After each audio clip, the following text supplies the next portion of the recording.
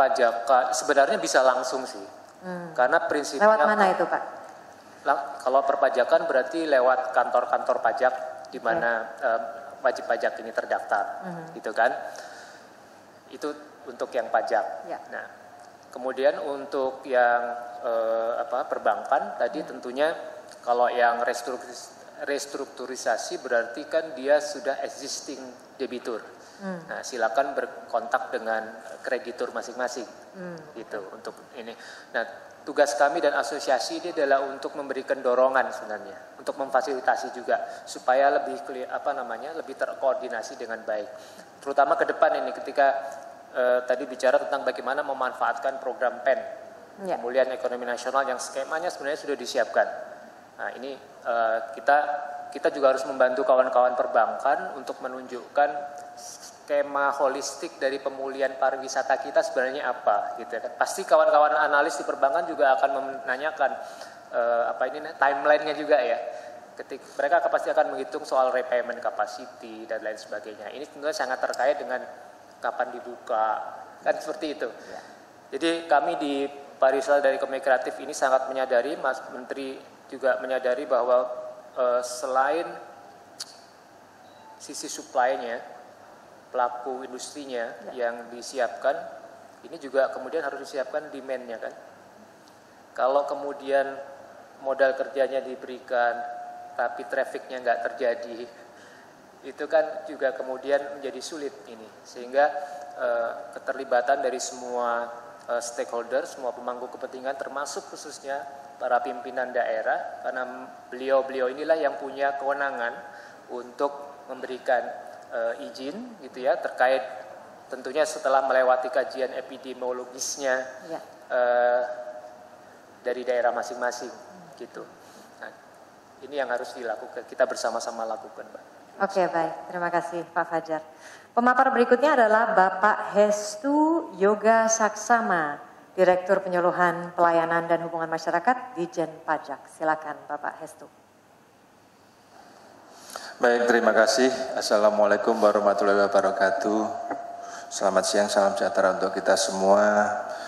Yang kami hormati Bapak Wagub DKI Jakarta, Bapak-bapak para deputi dan seluruh yang ada di tempat ini maupun secara online. Mohon izin kami mewakili Direktur Jenderal Pajak Bapak Suryo Utomo yang tidak bisa hadir di sini karena ada agenda yang lain. Nah, mungkin saya sedikit menyiapkan sedikit paparan kalau boleh ditayangkan. Nah, ini terkait dengan insentif untuk sektor pariwisata dan ekonomi kreatif secara lebih luas. Ini adalah PMK 44 yang tadi beberapa dari bapak-bapak sudah menyinggung masalah itu. Nah, Bapak Ibu sekalian, ini sebelumnya kami sampaikan terima kasih atas undangan ini. Mungkin lanjut saja slide-nya. Nah, tentunya saya nggak akan bicara panjang lebar terkait dengan dampak dari pandemi COVID ini, di mana ada masalah kesehatan, sosial, ekonomi, dan juga moneter, yang di mana kemudian pemerintah itu mencoba mengatasi semua dampak aspek dari 4 macam ini. Lanjut saja. Nah, ini adalah suatu komitmen dari pemerintah, dari sisi fiskal, otoritas fiskal, Kementerian Keuangan, dan yang lain-lain, bagaimana kita menggunakan sumber daya yang ada di pemerintahan dalam bentuk biaya penanganan COVID, yang itu secara garis besar kita bagi ke dalam 6 alokasi semacam ini.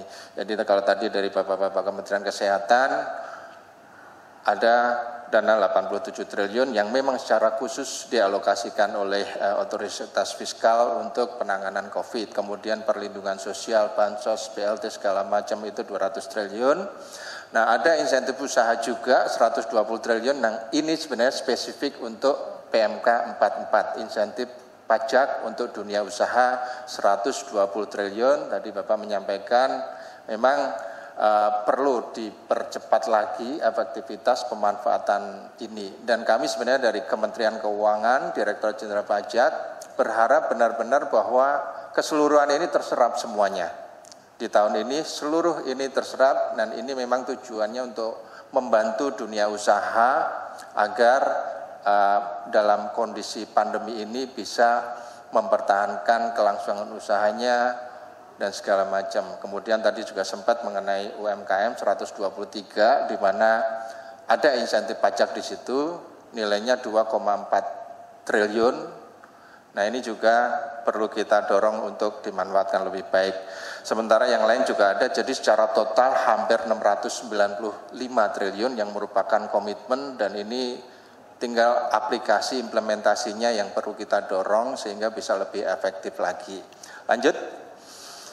Nah, sebenarnya ketika bicara pandemi ini dan bagaimana pajak melakukan respon terhadap kondisi ini, boleh kami sampaikan bahwa kita juga termasuk yang bergerak cepat untuk melakukan berbagai kebijakan policy yang mendukung upaya-upaya penanganan COVID ini.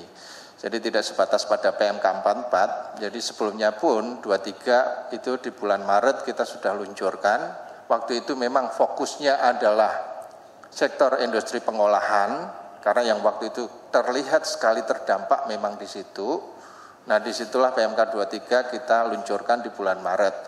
Tapi kemudian dampak ini meluas, maka di akhir April kita lakukan perluasan dengan PMK 44. Tadi disampaikan bahwa hampir seluruh sektor usaha kita berikan insentif yang ada di dalam 23 menjadi 44 tersebut.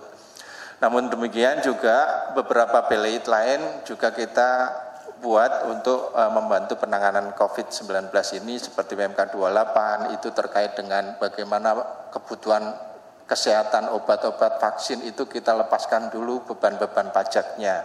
Perpu 1 yang kemudian menjadi Undang-Undang Nomor 2 itu bicara mengenai seperti penurunan tarif PPh badan dari 25% menjadi 22%. Nah, ini gambaran mengenai bagaimana Direktorat Jenderal Pajak secara khusus dan pemerintah, Kementerian Keuangan merespon pandemi COVID-19 ini dari aspek kebijakan perpajakannya. Lanjut, Bapak Ibu sekalian, nah ini adalah desain kita untuk membantu kalangan dunia usaha bagaimana meringankan beban-beban pajak yang selama ini secara normal mereka harus bayar. Nah, di dalam kondisi ini memang dibutuhkan untuk adanya keringanan-keringanan. Dan ini kalau kita bicara di sini spektrumnya cukup luas. Dan kedua, ini adalah memang kita melihat kenapa kita membuat platform semacam ini, jenisnya ini, karena inilah jenis-jenis pajak yang selama ini secara rutin dibayar oleh para wajib pajak. Sehingga disinilah kita membuat platform seperti ini untuk meringankan. Nah, ada 5 di situ, tadi salah satunya, dan ini mencakup berbagai kondisi. Yang pertama seperti PPh pasal 21 ditanggung pemerintah, ini untuk karyawan perusahaan. Untuk karyawan perusahaan, jadi orang pribadi, karyawan perusahaan, itu kita bantu. PP 23 ini yang UMKM, selama ini mereka membayar 0,5% dari omsetnya per bulan. Selama bulan April sampai September, oke, itu ditanggung pemerintah saja, tidak perlu membayar, disetor. Kemudian pembebasan PPh pasal 22 impor, ini biasanya kebutuhan untuk industri. Selama ini kalau mereka melakukan impor, mereka harus membayar PPh pasal 22 impor, selama 6 bulan kita bebaskan saja. Kemudian, nah untuk perusahaan industri juga dan yang lain-lain, itu pengurangan angsuran PPh pasal 25. Tadi kalau untuk WP Badan secara khusus sudah kita berikan penurunan tarif dari 25 menjadi 22%. Sekarang kita tambahi lagi, angsurannya pun kita kurangi lagi dengan 30%. Dan yang terakhir PPN mengenai pengembalian pendahuluan. Jadi kalau biasa di industri terutama yang ekspor itu terjadi kelebihan bayar PPN, restitusi dikembalikan. Nah, kita sekarang berikan skema pengembalian pendahuluan, nggak perlu diperiksa, penelitian saja dalam waktu 1 bulan. Kalau lebih bayarnya itu sampai dengan 5 miliar langsung kita berikan. Sehingga ini akan membantu cash flow dari perusahaan tersebut. Nah, ini adalah skema dari PMK waktu itu, PMK slide berikutnya, Pak. Waktu itu adalah skema dari PMK 23, namun kemudian dampak dari COVID-19 ini tidak hanya di sektor manufaktur saja pengolahan. PMK 23 kemarin hanya bicara insentif ini kita berikan untuk sektor manufaktur pengolahan. Kalau kita lihat di situ 440 KLU, 102 KLU, 102 KLU. Nah, di akhir April kemarin, karena sektor yang terdampak ini semakin luas, makanya ada perluasan menjadi 1062 KLU sektor usaha. Termasuk juga kalau untuk pembebasan pengurangan angsurannya kita juga sektornya ditambah dari 102 KLU menjadi 846 dan seterusnya seperti itu. Jadi kalau boleh kita sampaikan bahwa hampir keseluruhan sektor kita berikan insentif, termasuk tadi UMKM pun demikian, yang nomor 2 tadi ini nggak mengenal sektor lagi, KLU, seluruh UMKM pun kita bantu dengan PPh final yang selama ini mereka harus membayar 0,5% untuk 6 bulan ini ditanggung pemerintah saja. Lanjut. Ya, silakan Pak.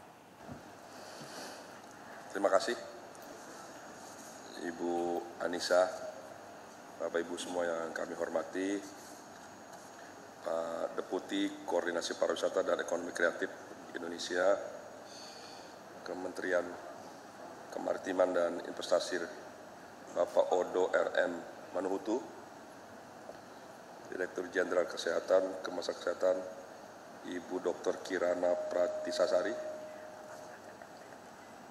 para pejabat eselon 1 Kementerian Pariwisata dan Ekonomi Kreatif Republik Indonesia, Direktur Pemulihan dan Peningkatan Sosial Sumber Daya Alam, BNPB, Bapak Dr. Yolak Dalimunte,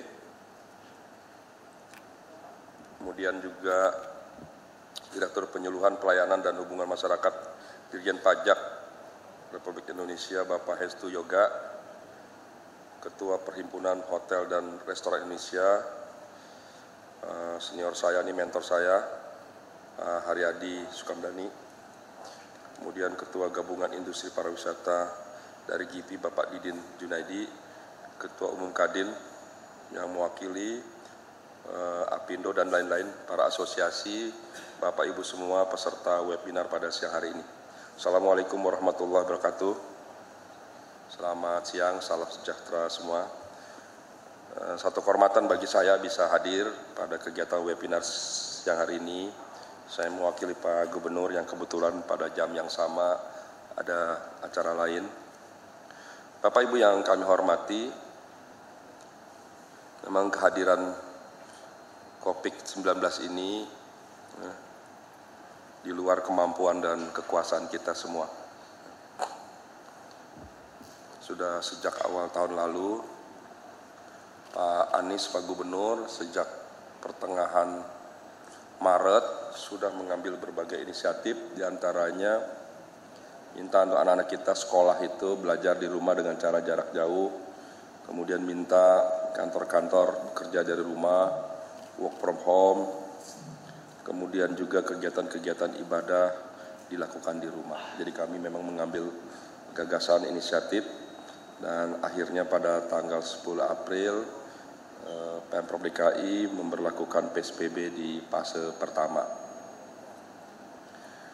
Kalau kita lihat dari perkembangan beberapa negara, memang COVID-19 ini belum kelihatan ujungnya, itu sampai kapan berakhir.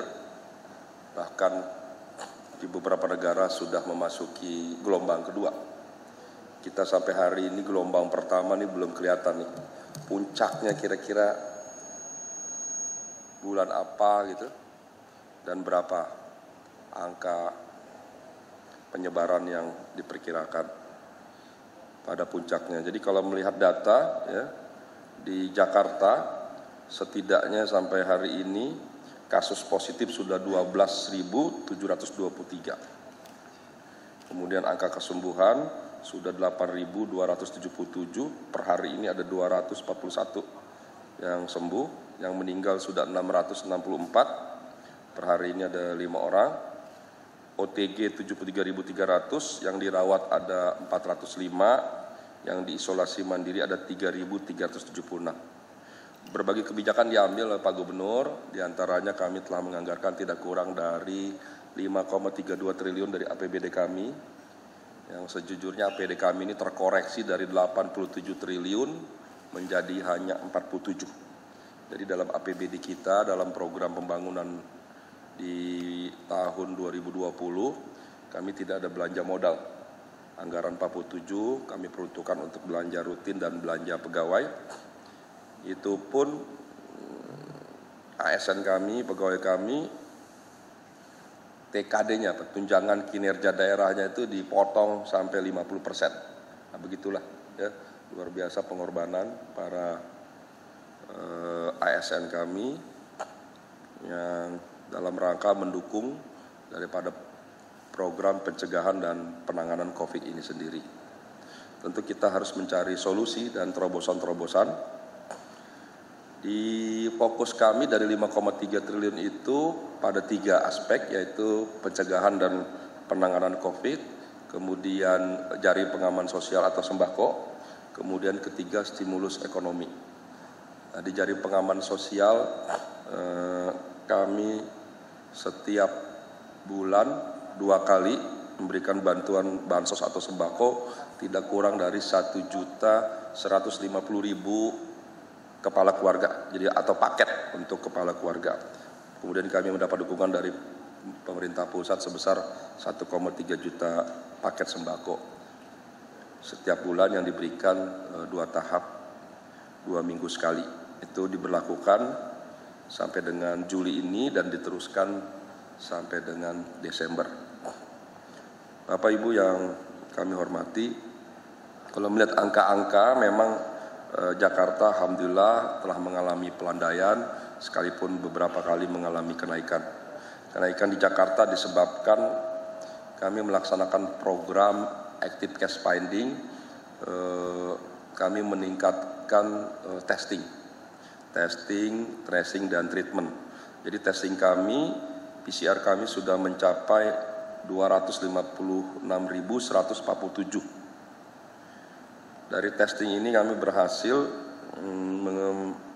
mengikuti apa yang menjadi anjuran dari WHO, yaitu 10.000 per 1 juta, kami sudah 14.256 per 1 juta penduduk.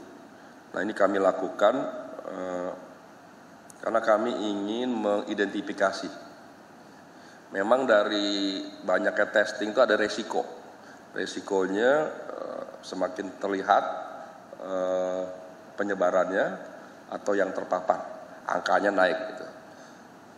Jadi apa seperti sampaikan Pak Gubernur, kita ini tugas kita bukan memastikan turunnya kurva-kurva, tapi yang lebih penting kita ini memastikan berakhirnya penyebaran COVID di DKI Jakarta. Jadi itu yang jauh lebih penting. Jadi kami sadari semakin banyak testing, tentu semakin banyak ya yang terpapar. Di beberapa daerah sekarang khawatir meningkatkan banyaknya testing, khawatir nanti kelihatan begitu. Nah, jadi yang dilakukan di Jakarta sebaliknya, kami justru lebih baik meningkatkan testing dan tracing supaya lebih cepat kami melakukan identifikasi, sehingga dengan adanya identifikasi kami lebih cepat juga melakukan penanganan dan pencegahannya. Itu yang kami lakukan. Kemudian dari PSBB 1 sampai ke 3 di tanggal 4 Juni, kemudian sejak tanggal 5 Juli kami tanggal 5 Juni sampai 4 Juli kami melakukan PSBB transisi. Jadi kami menyebutnya PSBB masa transisi menuju masa sehat, aman dan produktif. Nah, sejak itulah kami mulai melakukan pelonggaran-pelonggaran. Beberapa unit kegiatan mulai dari rumah-rumah ibadah, kemudian perkantoran, kemudian publik transportasi, kemudian juga mal, pasar, sampai juga tempat-tempat rekreasi alhamdulillah sudah kami buka.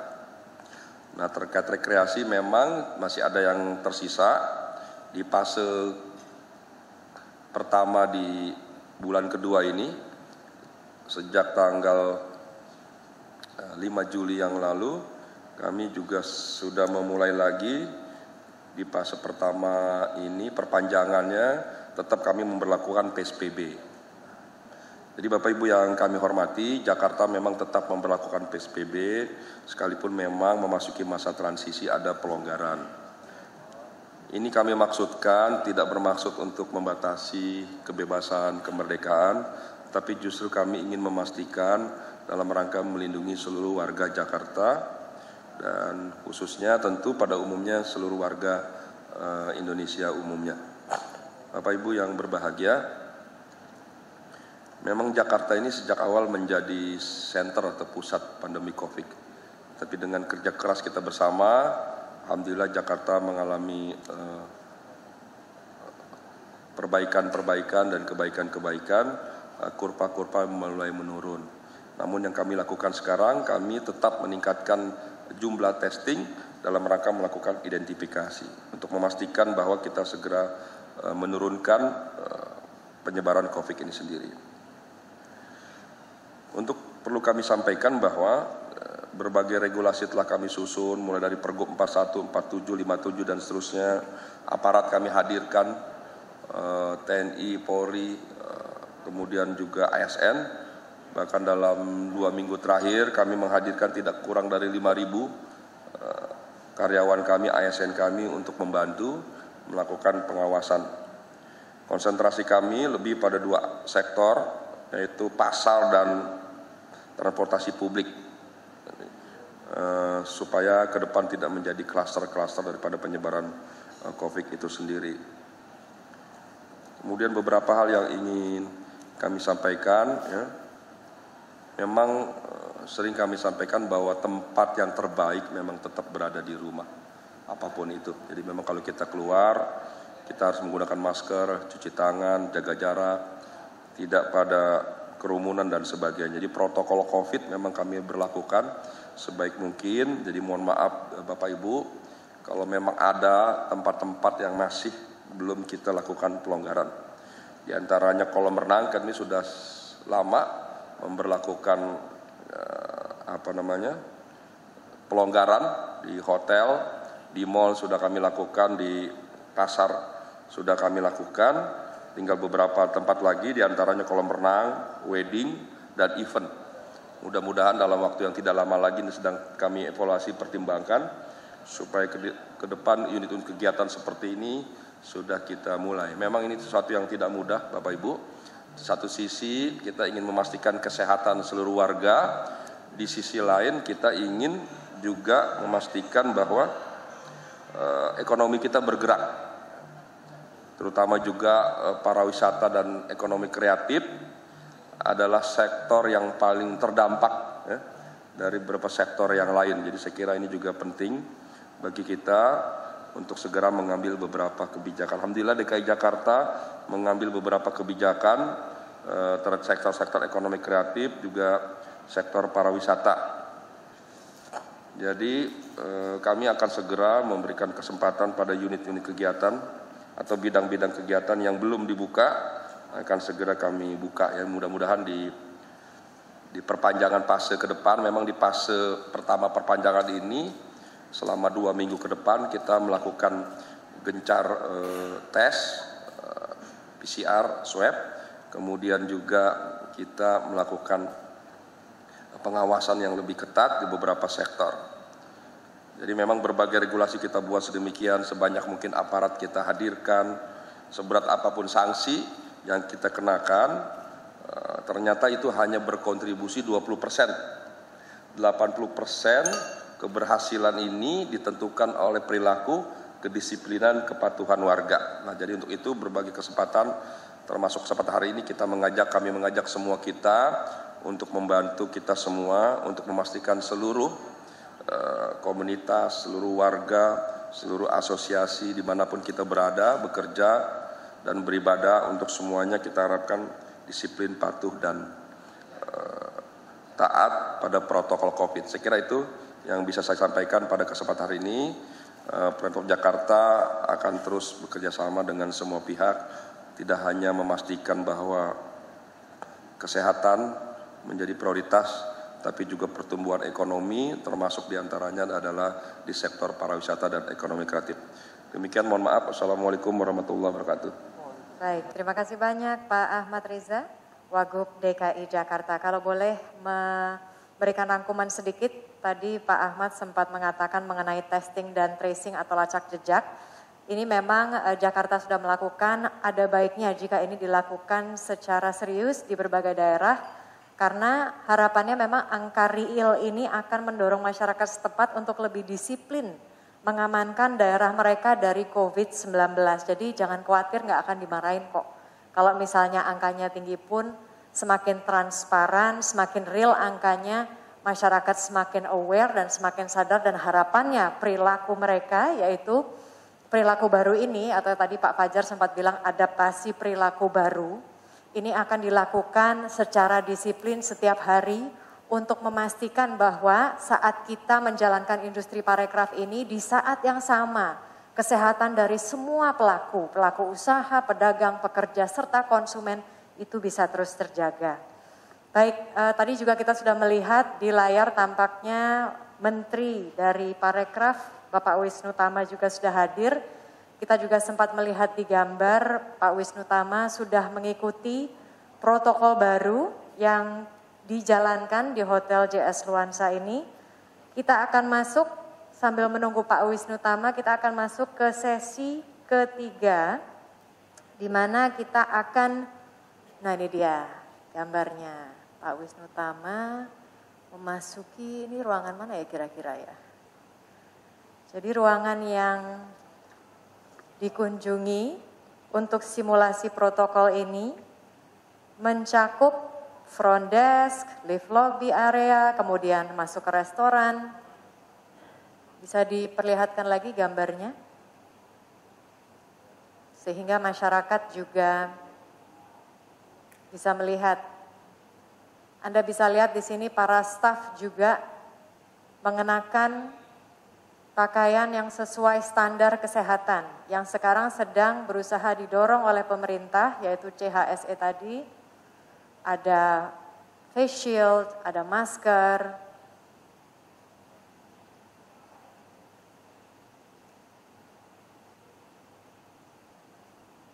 Ini adalah simulasi protokol kesehatan di mana Menteri Parekraf Wisnu Tama sedang melakukan semacam inspeksi kebersihan. Keran tidak memiliki pegangan sehingga akan secara otomatis ini untuk menghindari sentuhan antara tangan manusia dengan keran itu sendiri untuk menjaga kebersihan.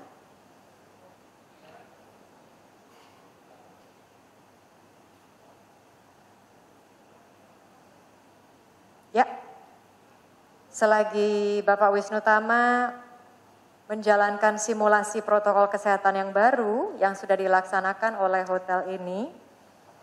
Oke, kita akan masuk ke sesi ketiga di mana kita akan bicara implementasi dari kebijakan baru ya terkait protokol kesehatan seluruh pihak. Dengan narasumber, ada 5 narasumber di sini. Akan ada Bupati Banyuwangi, Bapak Abdullah Azwar Anas, kemudian ada Ketua PHRI, yaitu Bapak Haryadi Sukamdhani, Bapak Wakil Gubernur DKI Jakarta Bapak Ahmad Riza, ada juga perwakilan dari BNPB mewakili Kepala BNPB Doni Monardo, ini diwakili oleh Bapak Yolak Dalimunte, dan juga tentunya akan ada Bapak Wisnu Tama selaku Menteri Parekraf. Yang pertama akan memberikan paparan singkat, yakni adalah Bupati Banyuwangi Bapak Abdullah Azwar Anas yang tergabung melalui Zoom. Silakan Pak Azwar Anas.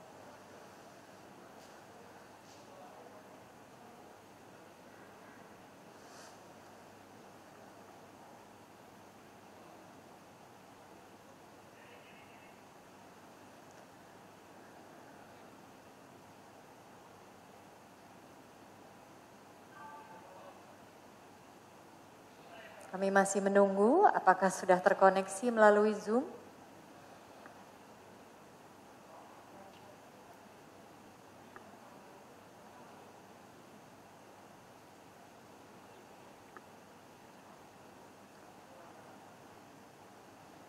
Kami masih menunggu karena memang di Banyuwangi sendiri juga sudah melakukan beberapa protokol kesehatan untuk memastikan. Halo. Silakan Bapak, selamat pagi. Iya, baik selamat pagi. Ya, kami siap dari jam 11:30 hari ini. Silakan Pak. Baik, Assalamualaikum warahmatullahi wabarakatuh. Selamat siang sekalian yang kami hormati. Udah bagus suaranya Bu? Sudah bagus Bapak, silakan. Yang kami hormati seluruh narasumber, mohon maaf kami tidak sebut satu persatu karena waktunya pendek. Kalau boleh saya ingin langsung putar film Bu, terkait dengan new normal Banyuwangi. Boleh? Mungkin bisa diputarkan, bisa disambungkan dengan yang di teman-teman di Banyuwangi. Baik. Iya, silakan. Nah, Ibu saya hormati, kami sekarang di Banyuwangi sedang terus berbenah, terutama bagaimana praktek new normal ini bisa diimplementasikan di lapangan dengan baik. Karena memang mempraktekkan ini bukan perkara mudah. Oleh karena itu maka di Banyuwangi ada sertifikasi new normal di sektor destinasi wisata.